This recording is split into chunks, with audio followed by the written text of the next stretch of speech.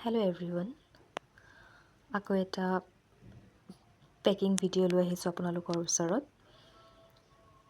এইটো কম্ব অৰ্ডাৰ কৰিছিলে গোৱালপাৰাৰ পৰা ক্লাইণ্ট এগৰাকীয়ে। ইয়াত 3টা ছেট আছে।